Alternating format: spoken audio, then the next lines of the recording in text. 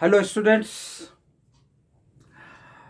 बच्चों, टर्म 1 के लिए आपको कुछ उस टाइप के क्वेश्चंस, जिस टाइप का क्वेश्चंस की किसी भी एग्ज़ाम में कभी भी आया करता है, हम उस पर फोकस करेंगे। और उम्मीद है कि आप टर्म 1 के लिए अच्छे से मेहनत भी कर रहे होंगे। बच्चों, अगर एक बार अच्छे से मार्क्स आना शुरू हो जाते हैं तो आपको लगता है कि इससे कम नहीं आने चाहिए नेक्स्ट टाइम में, तो आप एक पॉजिटिव एटीट्यूड में आ जाते हैं। इसलिए बहुत ज़रूरी है कि आपको जब भी पेपर हो तो आप उसको प्रॉपरली दें, कैजुअली कभी भी नहीं दें। बहुत सारे बच्चे क्या करते हैं कि ये तो प्री बोर्ड है, ये तो फर्स्ट टर्म है, ये तो यूटी है, ये तो पीटी है। तो ऐसा नहीं, आपके लिए हर एक एग्ज़ाम की इक्वल इम्पोर्टेंस है। तो मैंने यहाँ पर लिख रखा है कि chapter 1 class 10th real number, और इससे रिलेटेड मैं कुछ आपको इम्पॉर्टेंट क्वेश्चंस बताऊंगा, कुछ कंसेप्ट भी बताऊंगा कि क्या क्या कंसेप्ट्स हैं इस चैप्टर में। तो देखो, जैसे इसमें इक्वलेट्स डिवीजन लेमा है, तो Euclid's division lemma is in the deleted part.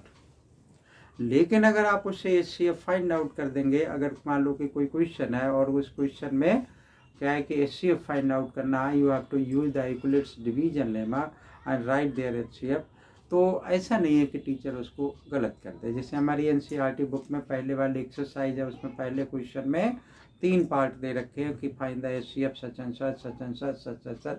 तो आप देखेंगे कि पहले का कोई भी बोर्ड का एग्जामिनेशन का पेपर अगर था तो उसमें क्या कि या तो एचसीएफ उसने निकालने को दिया होगा, ठीक है, भले ही यूक्लिड डिवीजन लेमा से ना दिया हो। भाई, हम प्राइम फैक्टराइजेशन मेथड से भी तो एचसीएफ निकाल सकते हैं। तो एचसीएफ निकालना आपको आना चाहिए, चाहे वो प्राइम फैक्टराइजेशन मेथड से हो या फिर इक्वलेट्स डिवीजन लेमा से होना चाहिए, ठीक है।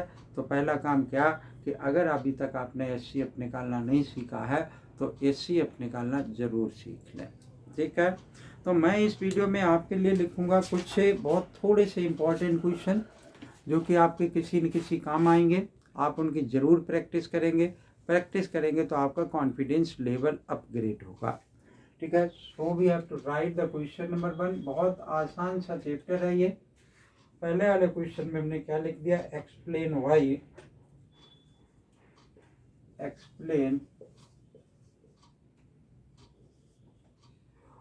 7 into 11 into 13, 7 into 11 into 13 plus 13 is a composite number, is a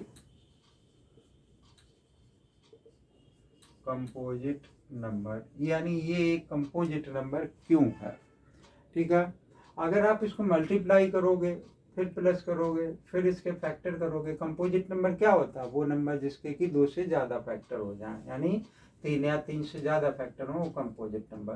तो आप इसमें से 13 कॉमन ले लेना, फिर 7 into 11 77 प्लस 1 बचेगा 78, उसके फैक्टर कर दोगे तो एब्सोल्युटली हमें दिखाई दे रहा क्या होगा कि 2 से ज़्यादा फैक्टर होंगे, तो इसलिए ये कंपोजिट नंबर होगा।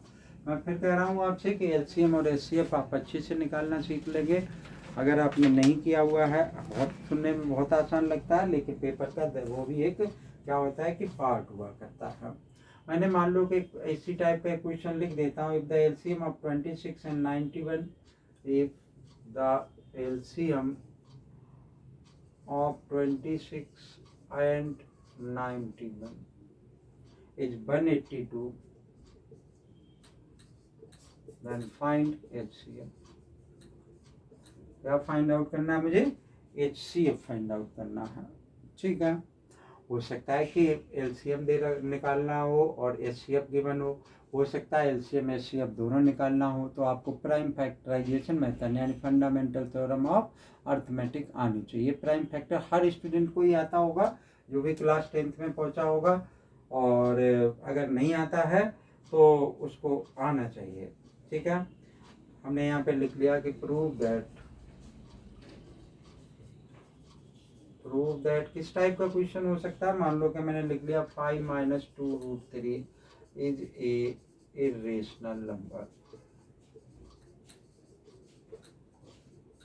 क्या है ये, एक इरेशनल नंबर है। या फिर हमने क्या लिख लिया कि क्वेश्चन नंबर 4 कि prove that √3 is a irrational number.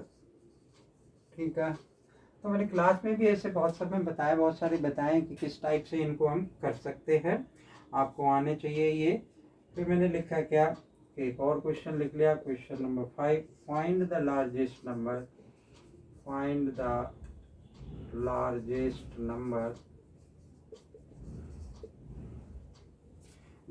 that divides 1251 or 9377 and 15628 and 15628, leaving remainders 1, 2 and 3. Leaving remainders 1, 2 and 3 respectively. ठीक है, क्लास 6 का क्वेश्चन है ये, आपके यहाँ दे रखा है।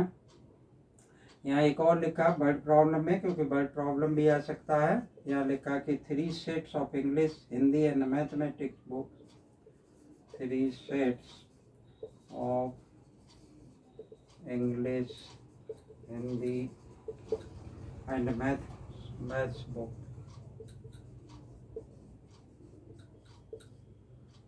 have to be stacked in such a way, have to be stacked मतलब रखा गया है, in such a way that all the books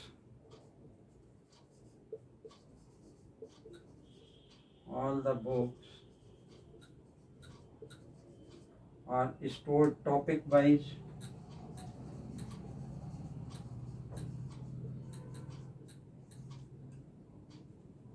and height of each stack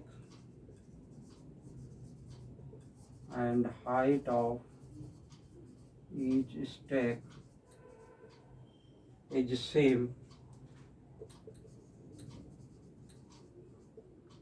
The number of English books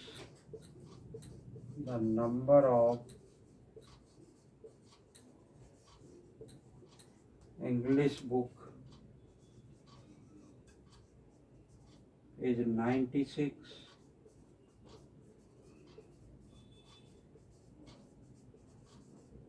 The number of Hindi books is 240.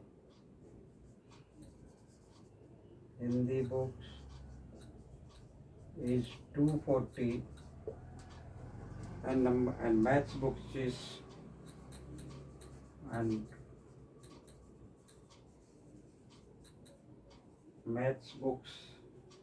equal to 336. Assuming the books are the same thickness,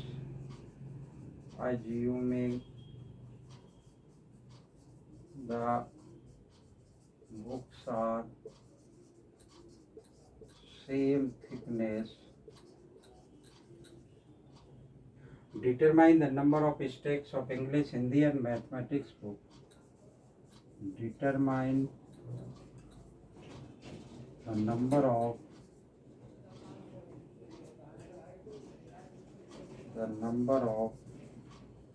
stacks of English,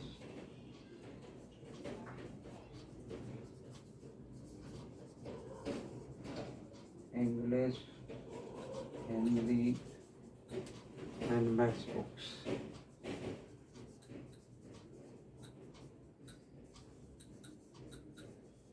ठीक है, अगर आप इन question को कर लेंगे तो आपके किसी काम आ जाएंगे। अच्छे से क्वेश्चन है। वैसे तो क्या है कि चैप्टर बहुत अच्छा सा था, लेकिन क्या किया है कि उसको डिलीटेड करके और बहुत थोड़ी सी एक्सरसाइज यानी 2 एक्सरसाइज आपके सिलेबस में रह गई है ना। तो LCM HCF वाली दूसरी एक्सरसाइज है, इसलिए आपको उस पर ज़रूर फोकस करना है। LCF भी निकालना आना चाहिए, HCF भी निकालना आना चाहिए, और उससे आगे वाली एक्सरसाइज क्या है, इस टाइप के क्वेश्चंस दे रखे होंगे तो आपको इस चीज़ पर फोकस करना चाहिए।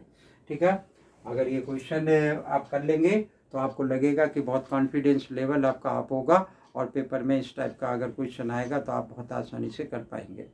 अगर वीडियो अच्छी लगे लाइक करें, चैनल नहीं सब्सक्राइब कर रखा है तो चैनल को सब्सक्राइब कर लें। थैंक यू, जय हिंद।